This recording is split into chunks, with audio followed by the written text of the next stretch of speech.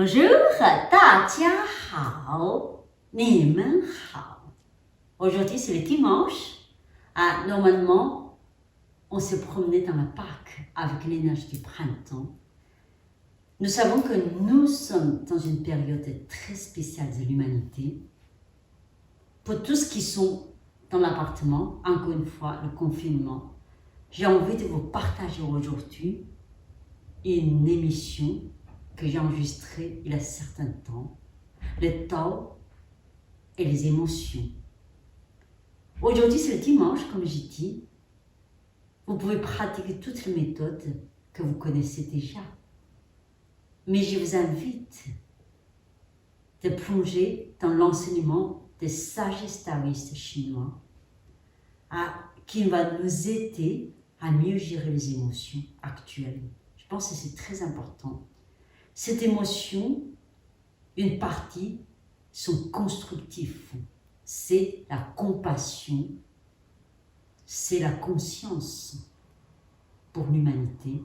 L'autre côté, il faut qu'on dépasse le père.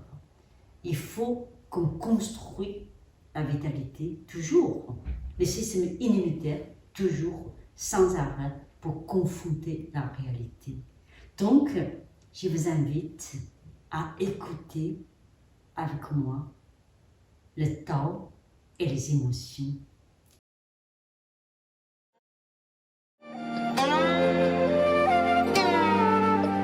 Bienvenue, c'est la troisième fois qu'on est sur l'enseignement du Tao. La troisième conférence, c'est le Tao et les émotions. Donc, je pense que la première, on a posé le Tao et la pensée globale. C'était magnifique. Je pense à beaucoup de réactions, beaucoup de discussions, d'échanges. Deuxième, on l'a basé sur cette notion, le mouvement, la fondation du calme. C'est que c'est le vrai sens de la pureté selon le taoïsme. Et puis le troisième, je pense que c'est un sujet très très passionnant. Et en suivant ce livre, le Qin Jin Jin, quand on parle des émotions, c'est plus tard, c'est pas tout de suite. Quand j'ai fait le programme, je me suis dit que avant de continuer à pénétrer dans l'essence de la sagesse taoïsme, et ce mot, la pureté, le calme, je pense que c'est très important pour vraiment entrer dans cette notion des émotions, l'Occident. Parce que pendant un certain temps, je me rappelle il y a 10 ans, on parlait beaucoup des émotions, gérer les émotions, partout, gérer les émotions, comme si les émotions sont là pour nous empêcher de vivre. Mais quand on réfléchit, parce que c'est le phénomène de la société, parce que le phénomène de la société, c'est il y a beaucoup de problèmes des émotions qui nous empêchent à vivre, qui nous empêchent à trouver vraiment cet état de plénitude, d'état de créativité, d'état vraiment de vivre pleinement. Mais pourtant, quand on réfléchit, les émotions, les sentiments, ça revient avec la conscience humaine. Sans les émotions, on n'a pas la vie. C'est grâce à les émotions passionnantes, on vit une vie extraordinaire. Mais pourquoi les gérer aussi? C'est parce qu'on se rend compte, actuellement, il y a beaucoup d'émotions qui deviennent excessives. À certains moments, il va ancrer dans ces couches émotionnelles. Et d'un coup, ça nous empêche de trouver la pensée globale. Ce qui est très intéressant de plonger dans les émotions, parce qu'il y a toutes sortes d'émotions. Chacun est différent, chaque caractère, chaque nature, tu vois. On a chacun ce qu'on est, c'est passionnant, notre beaucoup plus centré, réservé, notre beaucoup plus, on peut dire un peu plus calme, tu vois. Chacun a sa façon d'être en connexion avec sa nature profonde. Mais l'important, c'est connecter avec sa nature profonde. Et d'un coup, l'état de plénitude s'installer à l'intérieur de nous. Les émotions, les sentiments, c'est souvent ces deux mots que j'ai associés ensemble. Normalement, c'est le sentiment magnifique, tu vois, qui fait la vie humaine de toutes sortes.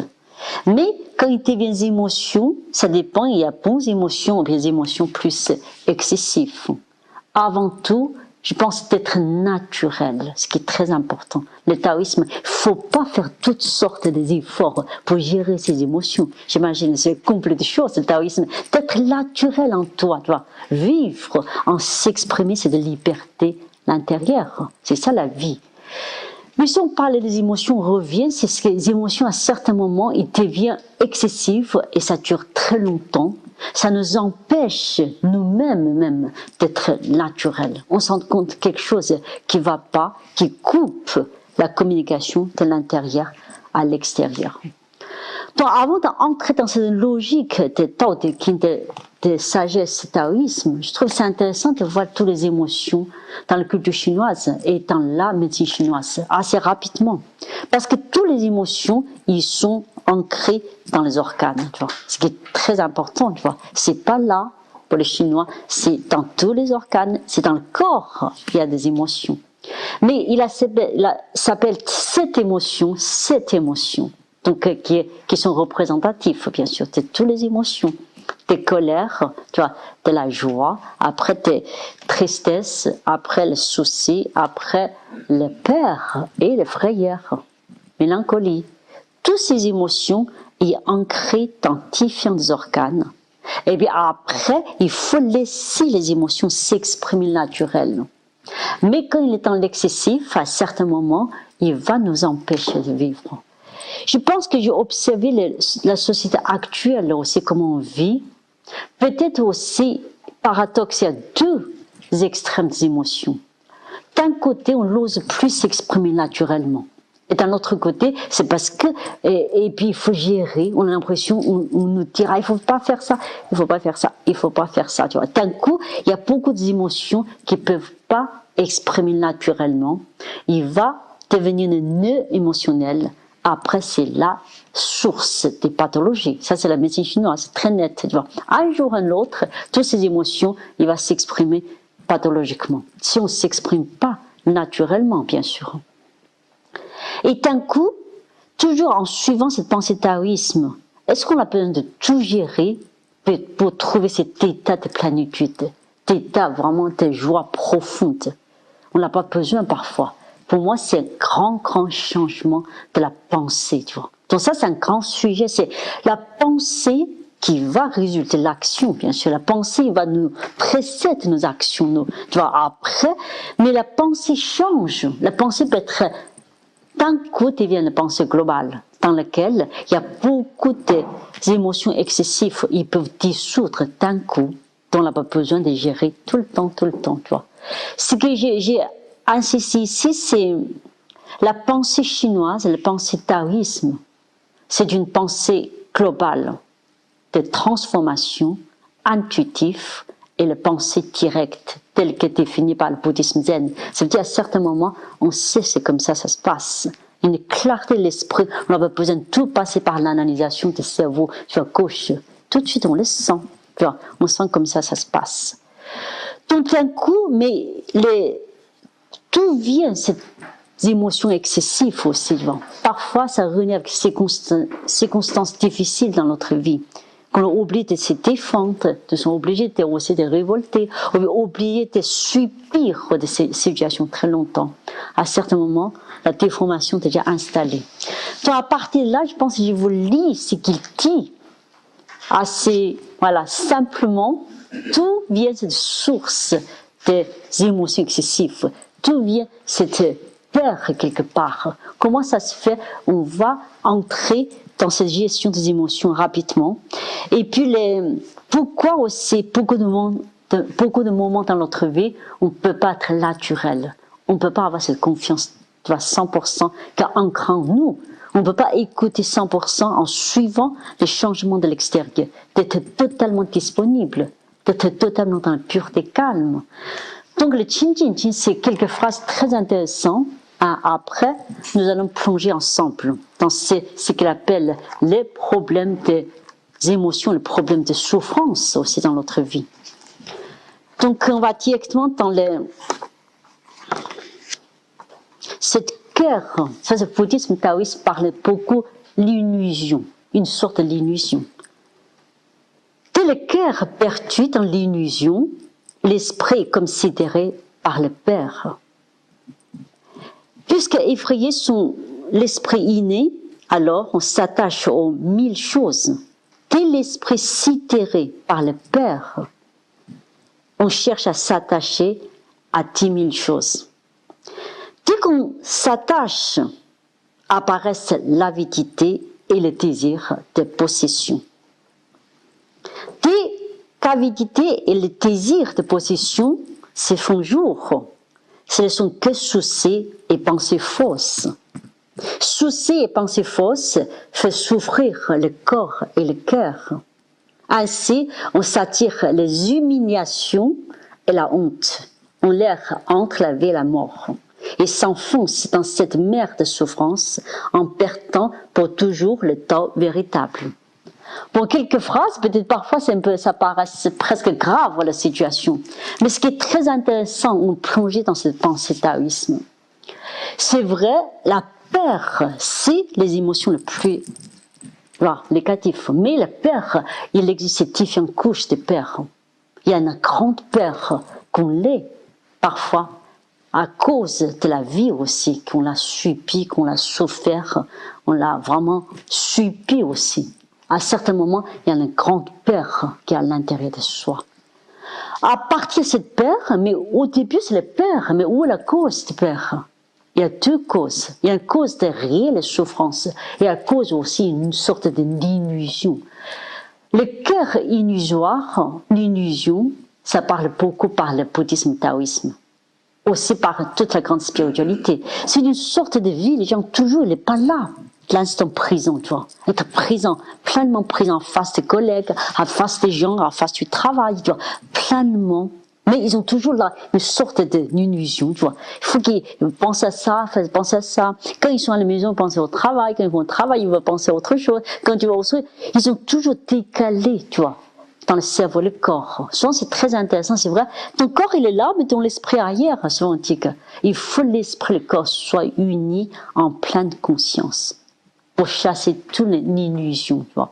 L'illusion, c'est pas l'imaginaire, c'est pas le rêve, c'est pas l'objectif final de la vie. C'est une sorte de chose, tu vois, qui nous habite, qui nous éloigne l'état de présence et plénitude. Et souvent, à partir de là, les gens, quand on voit, ce sont les gens souvent aussi qui ont une sorte de peur quelque part. Et on cherche toujours une cause de la réponse quelque part. Et ça se voit, hein, ça se voit. Certains, quand on discute, on voit, ici, il n'est pas présent. Toujours chercher, plus ou moins, identifier une couche dans notre conscience, dans notre cœur. Donc, dès le départ, l'illusion, dès que tu as une illusion, tu vas sidéré par le peur. Et paradoxe, c'est cette peur, c'est dès qu'on voit quelque chose, c'est comme les gens qui réagissent négativement. Avant de passer, ça va se passer comme ça. Et dire, ouais, mais c'est ça. Si tu préviens le problème est déjà arrivé. Et c'est une façon de raisonner, de réfléchir. C'est qui est très intéressant. Certains, tu vas te dire, ok, on y va là. Il dit, ouais, mais c'est plein, c'est ça. S'il y a beaucoup de monde, c'est dimanche, tu as toutes sortes de problèmes. Mais certains disent, non, on y va, c'est tout. Ça va passer quelque chose de positif. Donc, sidéré par le peur, c'est une façon aussi de raisonner dans notre vie, y compris les petites choses de la vie.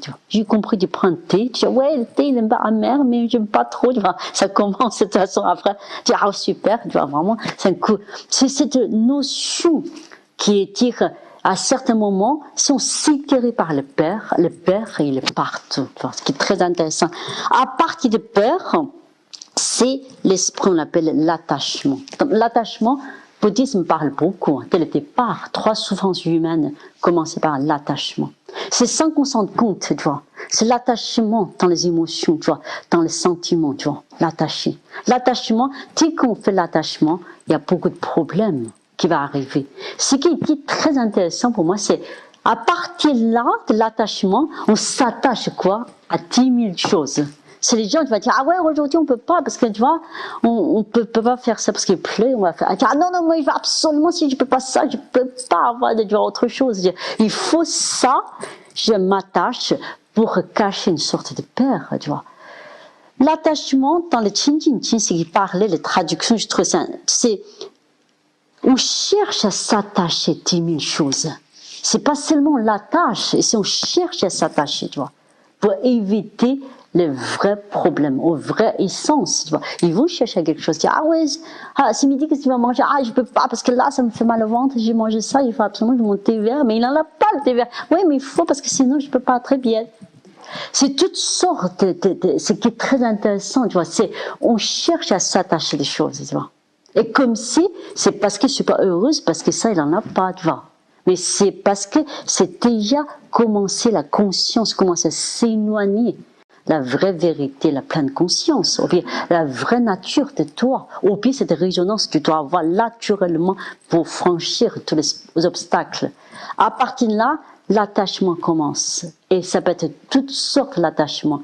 Le plus grand attachement, bien sûr, c'est sentimental. Soit dans la relation amoureuse, soit dans la relation familiale, soit dans une relation aussi de travail, tu vois. On l'attache, tu vois.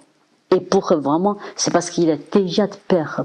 Et à partir de là, dès que l'on s'attache, apparaissent l'avidité et le désir de possession.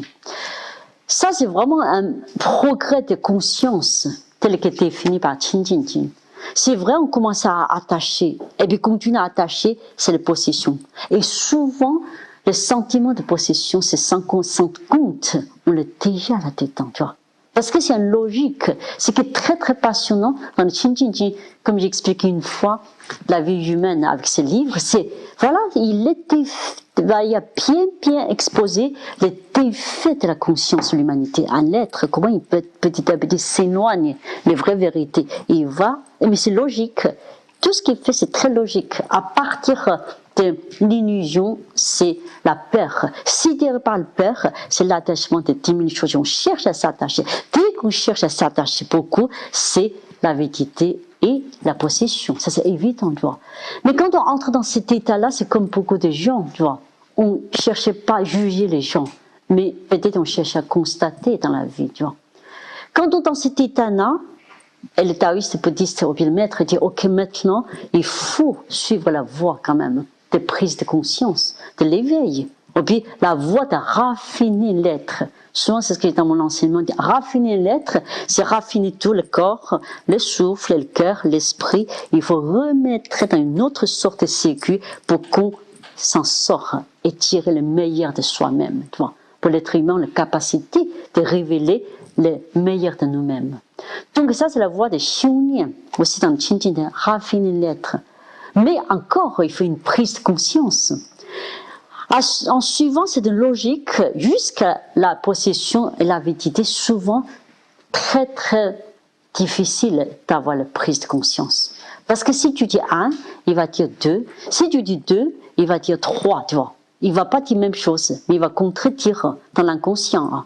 Et d'un coup, ça devient, voilà, le contenu dans ce qui, après, il appelle souci et pensée fausse. Il y a une vérité, mais chacun a sa vérité aussi, ce qui est difficile dans la vie. Mais l'empêche, il y a une vraie vérité de la vie, tu vois. Mais le problème, c'est quand la possession, tout ça, a l'idée qui se cache. Tu as toujours une idée fausse. Et à partir du moment où on est persuadé, on est dans la vérité des pensées fausses. C'est ça, pour le taoïsme. On s'éloigne de vrai, tu vois. On s'éloigne dans cette logique, on s'enfonce de plus en plus dans la souffrance.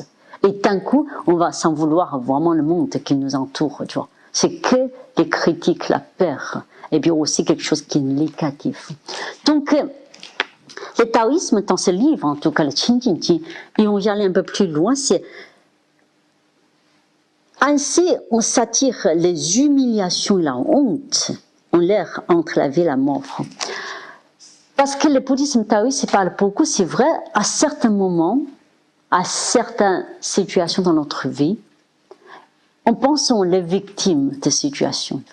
On pense vraiment qu'on est victime parce qu'on est dans l'injustice. Mais les situations, à partir de certains moments, c'est aussi, quand on commence à avoir cette logique de souffrance, on s'enfonce dans la souffrance. On s'enfonce dans la souffrance, et quand on l'a pensé, qui est dans ces logiques de souffrance, on l'attire. Quel est le problème? On l'attire quel malheur? On l'a dit que l'injustice. Ce qui est très très difficile de dire, mais c'est la vérité actuellement dans le monde, tu vois. Ça veut dire qu'on peut toujours critiquer les autres, critiquer la société, critiquer les patrons, critiquer tout, tu vois. Mais les situations, à certains moments, on n'a jamais de conscience, parce que le corps, l'esprit, s'enfonce dans cette logique, tu vois. Qu'on n'a jamais la prise de conscience, tu vois. Et bien, on dit la mer de souffrance, ça c'est un mot utilisé beaucoup par le bouddhisme, on a l'impression il y a une mer de souffrance. Ça veut dire que c'est une souffrance sans limite. C'est parce qu'on s'enfonce de plus en plus dans ce niveau-là, on voit que les choses négatives. Le bouddhisme Chan, parce que c'est beaucoup ancré en l'Occitan. Le bouddhisme Chan, le maître Zazen va dire, écoute, arrête de penser, tu vois, que tu es plus malheureux, tu vois. Tu t'arrêtes à penser, tu mets en action. Tu es persuadé que tu peux penser autrement, tu peux vivre autrement. C'est stop, tu vois. Il ouvre la voie de l'éveil subite, tu vois. C'est que aussi le taoïsme, le bouddhisme Chan, qui est très très fort là-dedans, c'est malgré on peut l'analyser une sorte de dégradation de conscience, mais l'espoir est toujours là, l'instant présent. Prise de conscience peut être l'instant présent et montre l'action aussi à l'instant présent.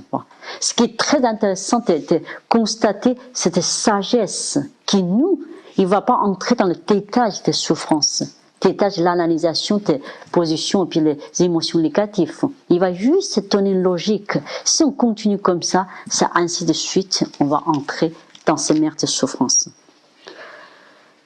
Et s'enfonce dans cette mer de souffrance en perdant pour toujours le Tao véritable.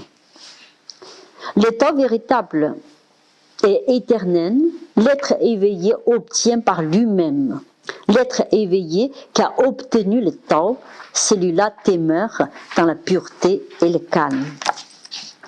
Donc maintenant, on va revenir à partir de ces émotions et puis aussi la pureté et le calme. Ce qui est très intéressant de voir la pureté et le calme, c'est la source de réconciliation.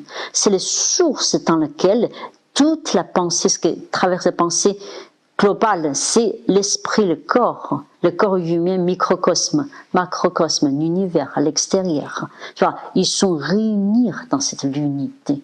Il y a un lien extrêmement profond dans ce monde entre nous, notre corps, notre esprit, le monde autour, le cosmos, la nature, tu vois. Mais il suffit quand même de le constater, d'être réellement conscience, on est en résonance avec le monde, tu vois. À partir du moment de là, il y a déjà le premier calme, tu vois. Le calme et la pureté, c'est dans lequel les choses, au lieu de se séparer, il va se réconcilier. Concilier dans cette source inépuisable. Et cette source, il va d'un coup réparer tous les niveaux de la vie humaine, y compris la relation harmonieuse entre l'humain, la nature et puis le cosmos. Il a ce lien totalement extrêmement profond. Donc, dans le Qin Jin Jing, quand on parle des émotions, on dit que ce qu'on a cité, c'est même pas les émotions, parce qu'on n'a pas ancré. Mais tout ça, il considère les émotions excessives comme une sorte de illusoire, une sorte aussi de peur. Le peur, c'est le ran. On sait que dans le corps humain, c'est le ran, mais dans le ran réside l'énergie originelle. Il y a une partie innée et une partie acquise. Il y a une partie innée, il est relié avec nos ancêtres, relié avec l'univers vivant. Tu vois. Si on fait confiance à la partie innée, on peut avoir conciliation. Si on toujours entrer dans la partie acquise, si on entre dans une sorte d'analysation qui va nous amener, ce qu'on a cité, de l'illusion jusqu'à la mer de souffrance. Et d'un coup, quand on revient dans le Qin Jin Jing, dans ces côtés émotions, la simplicité, c'est le mot, c'était Tao, veut dire être simple, un lettre lumineuse et simple. C'est un lettre qui ose habiter ses émotions, mais sans passer dans l'extrême, tu vois. Quand l'extrême commence, et cette source, cette pureté, ce calme profond, il va jaillir pour harmoniser, tu vois, qu'on revient dans l'état de plénitude. L'état de pureté, de calme, il est l'excellence, il est dans c'est lui qui réparait les émotions excessives. On se rend compte aussi, toutes les émotions, la besoin de s'exprimer énormément. Les émotions, quand ils passent dans le vrai sens positif, c'est la créativité quand même. Les grands artistes, ils ont besoin de grandes émotions pour créer. Mais quand on est dans la créativité, on est connecté avec la pureté et le calme. C'est-à-dire souvent, je dis, la première confiance, la pureté, le calme, c'est la passion, l'autre côté. C'est la créativité. Le Tao, il a embrassé ces deux côtés opposés pour nous amener dans la vraie voie de cette voie, d'embrasser deux, toujours jongler en trouvant, en réveillant le meilleur de soi-même. Donc, mais quand on entre dans ces émotions, et puis tout moment, on a déjà une prise de conscience, c'est quand cette émotion devient excessive, devient négative, devient quelque chose qui empêche la communication de nous-mêmes avec l'extérieur, on le sent, tu vois. À certains moments, on revient dans le calme, la pureté, tu vois. Et dans lequel tout réconcilier pour repartir dans le meilleur état en respectant la nature profonde de chacun. Donc, le Qin Jin Jin, ce que je trouve très très passionnant au niveau des émotions, j'ai envie de parler, c'est maintenant c'est très difficile d'entrer. Peut-être l'Occident, on l'a choisi, bien sûr, le chemin extraordinaire psychanalyse, tu vois, après psychologie très développée. On a besoin d'être écouté. On a besoin d'être parlé, on a besoin d'être vraiment communiqué, tu vois, avec toutes sortes de thérapies actuellement dans le monde. Mais le taoïsme et le bouddhisme Chan, une certaine grande spiritualité au sein de l'Occident, on peut dire à certains moments, personne ne peut nous sauver que nous-mêmes. Toutes les forces du calme et de pureté, c'est cette prise de conscience. Chaque être humain devrait chercher à l'intérieur de nous, qui se trouve à l'intérieur de Dantian Ming, tu vois. C'est lui qui nous fait connecter à l'univers, tu vois. Microcosme et macrocosme. C'est par cette vision d'une vérité, on les réconcilie ensemble, tu vois. Donc, ce qui est important aussi, c'est qu'on peut, certains moments dans notre vie, avec notre problème de santé, notre pathologie, notre souffrance relationnelle, toutes sortes de souffrances, notre souffrance de perte des êtres très chers, les grandes surprises de la société. Tout ça, c'est une grande souffrance. Bien sûr, après, en face de ça, il faut réconcilier rapidement avec cette calme et pureté, et d'autant ne pas passer dans les émotions excessives. Pour moi, c'est ce qui est vraiment très intéressant, c'est qu'il y a nous-mêmes en tant que l'individu, toute la prise de conscience, tout ce qu'on peut révéler pour mieux s'adapter actuellement avec toutes les oppressions de la société. Ou bien quelque part aussi pour révéler nous-mêmes cette lumière et cette pureté de vivre en résonnant avec tout le monde, collectif, tu vois, microcosme, macrocosme, ils vibrent. Et bien, entre les êtres humains, on vibre par cette pureté. Donc, mais quand on entre dans cet état, il y a beaucoup de choses, on n'a pas besoin d'y aller tout le temps analyser, tu vois. Il suffit d'entrer dans cet état de calme et pureté pour que toutes ces émotions excessives, toutes ces peurs, toutes ces illusions, tous ces petit à petit, va dissoudre, tu vois. Il dissout dans cet état de pureté, de calme, tu vois. Et que j'ai envie de partager aussi, c'est parce que Qin Jin Jin, c'est basé sur ce livre, j'ai donné une série de conférences. N'empêche, il y a beaucoup d'autres sutras, de Zhuangzi, tu vois, de Lao Tzu, Tao Te Ching, on a beaucoup parlé. Zhuangzi, comment il trouvait cette liberté intérieure, vivre, cette grande joie de vivre. Toute la liberté vient de l'intérieur de l'être humain, tu vois, de cette grande philosophie de vivre, tu vois. S'adapter, retirer, et puis tout le temps en mouvement. Il n'y a qu'un mouvement qui est la fondation du calme. Si tu n'as pas le mouvement, si tu n'as pas l'action, si tu n'as pas la réalisation, ça ne peut pas aussi tout le temps ramener dans le calme. Calme, à aucun moment, ça ne peut être pas le calme. Calme, c'est pour dans lequel on réconcilie, on rassemble, on harmonise les événements pour que on s'oriente dans la vraie voie juste qui nous attire, tu vois, qui nous fait réaliser aussi sur la terre. Donc, Aujourd'hui, le message que j'ai envie de passer, c'est parce que je donne beaucoup de confiance déjà toutes ces années, tu vois, gérer les émotions. À l'époque, j'ai eu grand succès. Chaque fois, gérer les émotions, il y avait toujours 100 personnes dans cette salle, partout en France. Après le livre La Voix du calme.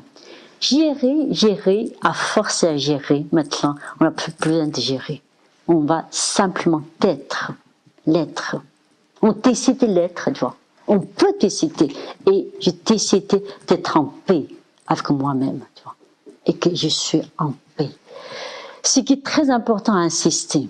Parce que le mental, quand c'est développé beaucoup, c'est lui qui nous empêche d'être heureux et d'être dans le calme et la pureté. Parce que tout moment on s'élève, on va chercher la solution. La solution, c'est qu'on s'élève, on sourit, on éclate de rire, on dit super, je vais y aller faire quelque chose. C'est aussi une façon, ça c'est le temps en l'action que je veux parler. Mais aujourd'hui, je parle de ces émotions. Parce que les émotions, tout moment aussi, il va entrer dans son côté extrêmement puissant de réaliser, de s'exprimer, de communiquer sur la terre. C'est que nous sommes, tu vois, c'est que je suis, tu vois. Ça, c'est un état que Zhuang Zi insiste énormément. Vivre cette grande liberté en l'accordant, bien sûr, en l'harmonie avec vous-même. Encore, il faut savoir ce qu'on cherche, qui nous sommes, qui est ma nature profonde, qu'est-ce que j'ai vraiment rêvé de ma vie, tu vois. Il faut comme ça aussi pour réconcilier avec ce que je suis. Donc cette liberté à l'intérieur, c'est lui qui a aussi traversé toutes ces émotions. Pour revenir, pour éviter en tout cas, entrer dans l'attachement, tu vois. L'attachement, c'est le mot contraire de la liberté. L'attachement, c'est aussi le premier degré de déséquilibre émotionnel. Parfois, c'est sans qu'on s'en compte, tu vois. On commence à attacher. Et quand on va s'attacher, on va chercher toutes sortes de possessions. Ça, c'est évident. Et puis, possessions qui va nous amener petit à petit. C'est cette logique qui est très intéressante de montrer. Je pense qu'il y a grands écrivains occidentaux, ils ont touché la même chose. Peut-être cette souffrance, tu vois. Pourquoi il peut autant habiter en nous? Pourtant, c'est simple. Il suffit que tu t'arrêtes. Tu décides de t'arrêter, tu vois. Et puis, l'esprit, il a cette grande force. Ça s'appelle la prise de conscience. Le bouddhisme Chan, c'est le cœur contre le cœur. Il n'a pas le sutra, il n'a pas les écrits. Et il me dit que le cœur décide et puis le changement commence. Et ça a inspiré beaucoup le taoïsme. Tu vois. Le taoïsme, c'est dans cette grande liberté de vivre et puis à certains moments, on comprend toutes les émotions, on les embrasse. Mais on la ramène dans cette grande pureté, le calme. La pureté, le calme, autre façon de comprendre sa relation avec les émotions, pour moi, c'est lui qui a embrassé toutes les émotions. Tu vois. Et c'est lui qui va rassembler la force des émotions et puis va nous faire réaliser notre destin sur la terre. Donc la pureté, le calme, dans le taoïsme, c'est jamais ces mots calme et la pureté. Tu vois. Il va toujours nous donner les trois aspects, c'est la pensée de trois. Tu parles de pureté, tout de suite, il a l'impur. Tu vas parler de pureté, il a le trouble. Tu vois. Tu dois embrasser le trouble et la pureté, et pour s'en sort au milieu, la troisième vision, qui a embrassé deux, mais qui révèle quand même meilleur de deux. Tu vois. C'est toujours la pensée taoïsme. Tu vois. Mais avoir cette grande confiance en soi, il faut cette capacité aussi 100% tu vois, en confiance. Mais ça, c'est comment être en confiance. Encore, il nous a donné aussi des techniques. Pour moi, toute la méditation, toute la pratique de Qigong, toute la pratique de Tai Chi, toutes sortes de pratiques qui réconcilient le corps et l'esprit, ils nous amènent là-bas. Tout ça, c'est le pont. Mais le but, c'est d'arriver de l'autre côté du pont, le pureté, le calme. Si on reste toujours dans le pont pour pratiquer, on peut rester toujours dans le pont, tu vois, pour poser beaucoup de questions. À certains moments, et plus le niveau augmente, plus on traverse le pont rapidement. Et puis parfois, à l'instant de penser, on est déjà dans l'autre côté, tu vois, des rivières. C'est ce que le taoïste dit souvent. Tu vois. Et puis quand on réfléchit aussi, la pureté, le calme avec les émotions, c'est tout moment, il faut qu'on y aille dans le fond des choses pour fouiller le fond de notre conscience. C'est pas quelque chose de superficiel. Tu vois. Si quelque chose de superficiel, on peut régler un problème, après on pose une question pour régler l'autre problème. Parce que le problème, ça va répéter les mêmes problèmes finalement. Si on le vit, l'autre vision ne change pas. Ce qui est intéressant avec les textes, c'est il nous montrer cette logique de souffrance. Après, à partir de là, il faut y aller au fond de notre conscience, tu vois, pour révéler cette pureté, le calme. Le niveau, il est sans arrêt dans la profondeur. Tout moment, on ne peut pas rester. À partir du moment où on est réellement dans la source, c'est là qui est l'éternité d'un univers vivant. C'est là qu'il y avait la mort. La mort fait partie de la vie. Parce que la mort fait renaître l'autre forme de vie, tu vois. Et d'un coup, dans tous ces relâchements jusqu'au bout, il faut relâcher jusqu'au fond de notre conscience. Et puis le Qingjin, ce qu'il a envie de partager, c'est pas quelque chose de superficiel, du régler ça super, le calme, non. Il va vraiment essayer de trouver le fond des choses pour dissoudre toutes ces agitations, toutes ces possessions, toutes ces peurs qui tout le temps qui nous empêchent à vivre, pour faire naître aussi autre chose. Donc, les émotions, les sentiments et la conscience. Pour moi, j'ai envie de vous faire partager ces trois mots. Parce que les émotions, ne peut pas relier avec les sentiments. Les sentiments, c'est ce qui est le plus beau de l'être humain, qui résonne, qui partage avec le monde. Mais quand toutes ces choses qui commençaient à mettre en place, c'est cette conscience d'être lumineuse. Tu arrives, tu es déjà lumineuse. Parce que cette conscience de lumière, de pureté, de calme, elle est avec toi. Tu la portes avec toi. Donc d'un coup, tu peux l'amener chaque instant et chaque circonstance de notre vie. Donc c'est toujours le taoïsme qu'on parlait toujours, c'est toujours au lieu de chercher à régler chaque chose, chercher d'où vient la source de cette chose. Dieu connecté avec la source, c'est lui-même qui va régler tous les problèmes, tu vois. Donc ce qui est intéressant, c'est qu'il nous soulage aussi psychologiquement, beaucoup de moments, tu vois. Fais confiance. C'est pas une phrase mentale, lit que psychique, fais confiance. Ça vient de l'intérieur d'une vision très profonde de la vie humaine et tout le monde qui nous entoure. Et cette relation. Tu vois. Souvent, on le dit que l'homme réagit, le ciel veille. Ça, c'est aussi dans la culture occidentale. Si tu vraiment réagi dans le bon sens, en te respectant, de toute façon, un jour, le ciel va venir t'aider. Ça, c'est une évidence, tu vois. Comme un jour, tu ne l'attends pas, le ciel vient t'aider, mais tu es libre. Le ciel vient, il peut que t'aider, parce que tu ne l'attends plus, tu vois. Encore, c'est la conscience continue à s'élever. Donc aujourd'hui, j'ai envie de, dans la troisième conférence, avancer un petit peu le côté émotions. C'est pour revisiter après les techniques de méditation, les techniques de pratique de Qigong. Toutes ces techniques, il ne peut que passer cette vision profonde. Parce que sinon, on va s'activer toujours les couches superficielles dans le vertex. Et d'un coup, on fait la moitié confiance. Dès qu'on fait la moitié confiance à quelque chose, on l'obtient que la moitié. Donc c'est pour ça, longtemps, on peut chevaucher dans la même vibration horizontale sans transcender dans le temps, tu vois, sans nous amener dans la vraie transformation.